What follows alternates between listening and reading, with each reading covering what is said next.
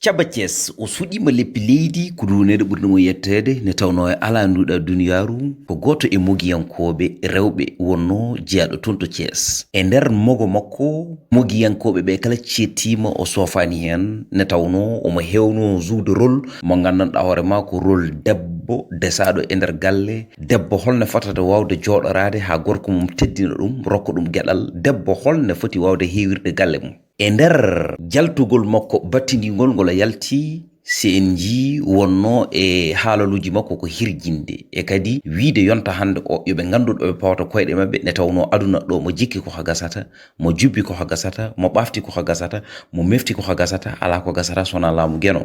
ɗum noon e kadi jaltugol makko baltinigol ngol o joofima hen ne laamu ngu wawata wallude Fama Mbaye waɗe évacué beele ene wawa safrede heɓara ha ne tawno noon neɗɗo eɗen ñaagono neɗɗo aɗa yiya neɗɗo jurmoɗa ɗum taw ko onon jokkida balɗe. ɗum noon eɗen gandi Fama Mbaye ko ummi ɗo ko ɓoyani kono noon Caba abbima mum. ɗum noon en mbiyat tan yo Allah yurmomo yafomo, yo Allah harnumo aljanna, yo malayikaji moƴƴi jaɓɓomo. so tawi ɗum ɓenni accident musɗo waɗi taw noon ko 4x4 goto tindinoɗo aéroport AIBD ngam nawde suka debbo goto mo gandanɗa hoorema heeɓino visa ene jogorno yaade toon to gandanɗa hoorema woni France. ɗum noon ene wayno koye autoroute à péage o ko nden oto o waɗi saran mbokki camion ko ɗon tigui rigui kanko e jinnaɗo makko debbo ɓe maayi sur place. kono noon ene wayno hen tato ɓe gandanɗa hoorema gañima hen gañanɗe musɗe no fewi mbaɗama évacué. ɗum noon eɗen mbiya tan yo Allah yurmoɓe yafoɓe, yo Allah harnuɓe aljanna, yo malaikaji moƴƴi jaɓɓoɓe oto yeeso mabɓe findir koto caggal mabɓe findir koɓe ɗacci. ɗum noon e nder ɗiɗo kabaruji ma en dewido ko wawi ɓeydatade hen foof ma en gartu ɗo e nder sen men Titonde TV.